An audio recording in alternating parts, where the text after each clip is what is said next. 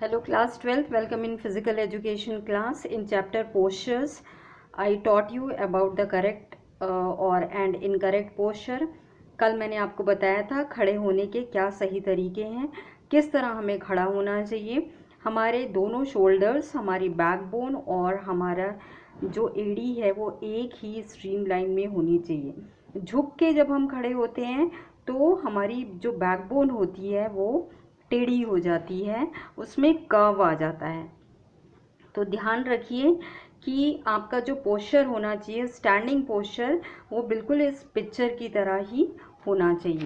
उसके बाद मैंने आपको सिटिंग पोस्चर्स के बारे में भी कल बताया था कि सिटिंग पोस्चर किस तरह का होना चाहिए। ध्यान से देखिए, जो करेक्ट सिटिंग पोस्चर है, ये first one is the correct. आपके जो पैर होने चाहिए वो ज़मीन से टच होने चाहिए। आपकी बैकबोन शुड स्ट्रेट होनी चाहिए, कंधे सीधे होने चाहिए, गर्दन ऊंची उठी हुई होनी चाहिए। ऊपर की जो दो पिक्चर्स हैं उसमें पोस्चर्स एकदम करेक्ट है। नीचे की दो पिक्चर्स में आप देख सकते हैं कि बैठने का तरीका एकदम गलत है। इस तरह से बैठने से आपकी बैकबोन में कर्व आ जाते हैं और वो गलत हो जाता है। आपकी बुक और आपकी आंखों के बीच में 30 सेंटीमीटर का गैप होना चाहिए, ये भी कल आपको बताया था। आज मैं आपको बताऊंगी कि advantages of a correct posture. अगर आप सही ढंग से बैठते हैं तो उसके क्या क्या लाभ हैं, और इसके क्या क्या लाभ हैं ये आपको मैंने पहले भी बता दिया था कि आपकी अपीयरेंस अच्छी हो जाती है, सोशल वैल्यूज़ आपकी बढ़ जाती है। लेकिन आज मैं बताऊंगी कि अगर आप गलत ढंग से बैठते हैं और आपका पोस्चर गलत है तो, या जिन लोगों का इस तरह का पोस्चर है उसके क्या कारण होते हैं। बुरे या दोषयुक्त आसन के 6 कारण हो सकते हैं, 6 कॉजेज ऑफ पुअर पोस्चर। पहला है इम्प्रॉपर डाइट। अगर न्यूट्रिशन नहीं मिल रहा है, खाने के लिए इम्बैलेंस डाइट मिल रही है या बैलेंस डाइट नहीं है जिसमें प्रोटीन, कार्बोहाइड्रेट, विटामिन्स की पूरी मात्रा नहीं है, तो अस्थियां और मांसपेशियां, जो मसल्स और बोन्स हैं, वो वीक हो जाएंगी, बहुत जल्दी थकावट आ जाएगी और उसकी वजह से आपकी बॉडी का पोस्चर जो है वो खराब हो जाएगा। अनुचित आहार के कारण रिकेट्स, वो कबूतर जैसी छाती हो जाती है, और अनुचित आहार के कारण बच्चों में शारीरिक विकास भी ठीक नहीं हो पाता। सेकंड है, रॉन्ग पोस्चर की वजह से डिजीज़ का एक बहुत बड़ा कारण डिजीज़ेज हैं। अगर बाय बर्थ बच्चे को पोलियो था या रिकेट्स की बीमारी हो जाती है जो कि विटामिन डी की कमी से होती है, जिसमें हड्डियां टेढ़ी हो जाती हैं, तो ऐसी बड़ी बीमारियों के कारण भी पोस्चर जो है वो गलत हो जाता है। ये बीमारियां रीढ़ की अस्थियों पर अधिक प्रभाव डालती हैं, जिसके परिणाम स्वरूप रीढ़ की अस्थि विकृत हो जाती है। बाय बर्थ हम कह सकते हैं कि अगर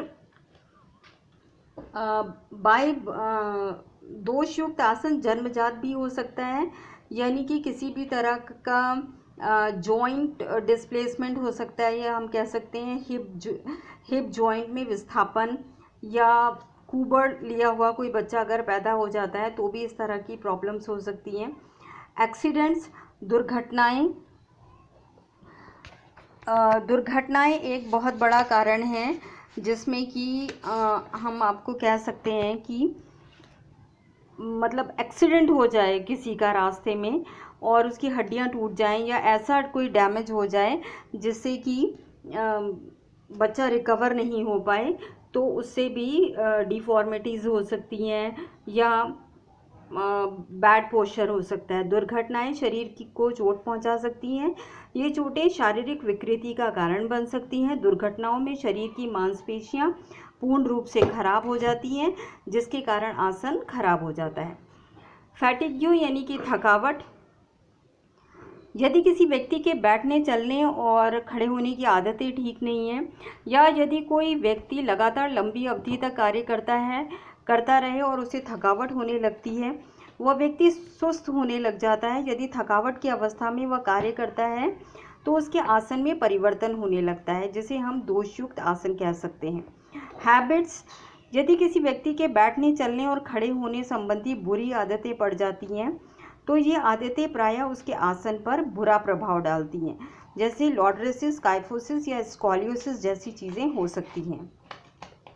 ये तो था कि बैड पोस्चर्स के क्या हानियाँ होती हैं। इम्प्रॉपर डाइट, क्या क्या कॉजेज़ होते हैं। Improper diet, diseases by birth, due to accident, fatigue, fashion is the another नया कॉज है कि अगर बहुत टाइट कपड़े पहनते हैं जिससे चलने उठने बैठने में बहुत प्रॉब्लम होती है तो भी आसन खराब हो सकता है। Lack of fresh air and light, अगर ऐसे घर में रहते हैं जहाँ पे शुद्ध हवा नहीं आती, लाइट नहीं आती है, तो भी ऐसे बंद कमरों में रहने वाले लोग बीमार हो जाते हैं। Lack of rest and sleep, अगर आराम नहीं मिलता, 24-24 घंटे मजदूर की तरह काम ही कर रहे हैं तो भी बैड पोस्चर हो सकता है। लैक ऑफ प्रॉपर एक्सरसाइज, जो बच्चे बिल्कुल एक्सरसाइज नहीं करते, योगा नहीं करते, उनकी पोस्चर्स अच्छा नहीं होता है। Lack of awareness regarding the good posture may also cause bad posture if one is concise or aware of the posture defects. ध्यान से समझ लीजिए, लैक ऑफ पोस्चर क्या है, लैक ऑफ अवेयरनेस क्या है। अगर पोस्चर के बारे में सही इन्फॉर्मेशन नहीं है, अगर आपको नहीं पता कि किस तरह उठना है, किस तरह बैठना है, किस तरह चलना है, तो इससे भी ज्ञान की कमी की वजह से भी पोस्चर गलत हो सकता है। अनसूटेबल फर्नीचर, उल्टे सीधे टूटे फूटे फर्नीचर्स पे बैठने पे, जिसमें जैसे सोफ़ा हो बहुत ज़्यादा गद्दीदार हो और आप बैठे हैं तो एकदम धंस गए, आपकी रीढ़ की हड्डी सीधी नहीं रह सकती, तो इस तरह के जो अनसूटेबल फर्नीचर्स हैं उन पे बैठने से भी हमारा जो आसन है वो गलत हो जाता है। Improper way of carrying weight, improper way of carrying weight can cause structural deformities of the body and especially of the feet. अगर बहुत ज़्यादा भारी वेट लेके चलते हैं तो, और बहुत, जैसे कई बच्चे जो श्रमिक होते हैं, बाल श्रमिक होते हैं, वो अपने कंधे पे गेहूं के बोरे लेके चलते हैं, ट्रक पे चढ़ाने का काम करते हैं, तो बहुत ज़्यादा हैवी वेट लगातार उठाने से, उस तरह का काम करने से आसन संबंधी दोष हो सकता है। ओबेसिटी, मोटापा एक बहुत बड़ा कॉज है। Obesity enhances the chance of the extra stress on the muscular and skeleton structure of the body. मोटापे की वजह से एक्स्ट्रा स्ट्रेस होता है और आपकी मस्कुलर और आपकी रीढ़ की हड्डी पे इसका बैड इफेक्ट्स पड़ते हैं। So these are the some causes of the bad posture. Bad posture की ये कुछ कॉजेस हैं। आपके हिंदी मीडियम की बुक में इसके कॉजेस बहुत कम हैं और इंग्लिश मीडियम की बुक में इसके कुछ कॉजेस ज़्यादा दिए गए हैं। मैंने वो सारा ही इसको एक्सप्लेन कर दिया है।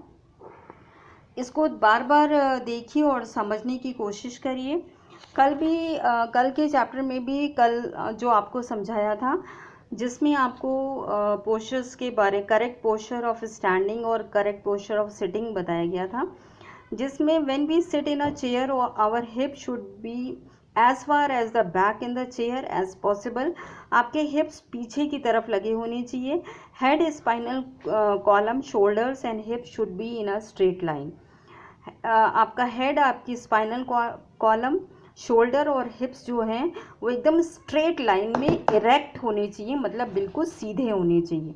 आपकी बुक और आपकी आंखों के बीच में 30 सेंटीमीटर्स का गैप होना चाहिए। उसी तरह जब आप खड़े होते हैं, स्टैंडिंग होते हैं, तो in the standing position both the heels of the feet should meet each other. आपकी एड़ियाँ आपस में मिली हुई होनी चाहिए। Toes of the feet should be 3 inches. आपकी टोज और फीट के बीच में 3 इंचेस का गैप होना चाहिए। 3 inches to 4 inches apart. The whole body should be erect and straight knees, chin inside, chest forward, belly backward and pressed inside. ध्यान से सुनिए, आपका बॉडी पोस्चर बिल्कुल सीधा होना चाहिए। आपकी जो घुटने हैं वो स्ट्रेट होने चाहिए। चिन आपकी इनसाइड होनी चाहिए। चेस्ट आपके बाहर निकले हुए होनी चाहिए। पेट अंदर होना चाहिए। इस तरह से ये एक राइट पोस्चर होता है खड़े होने के लिए। पिक्चर्स में भी आपको दिखाया है राइट पोस्चर, आगे बहुत झुक के खड़ी है लड़की और ये एकदम सीधी है। तो जो करेक्ट पोस्चर है वो एकदम स्ट्रेट होना चाहिए। तो ये आपको कुछ पोस्चर्स के बारे में बताया है। इसके बाद आपको नेक्स्ट वीडियो में मैं काइफोसिस लॉर्डरोसिस के बारे में समझाऊंगी।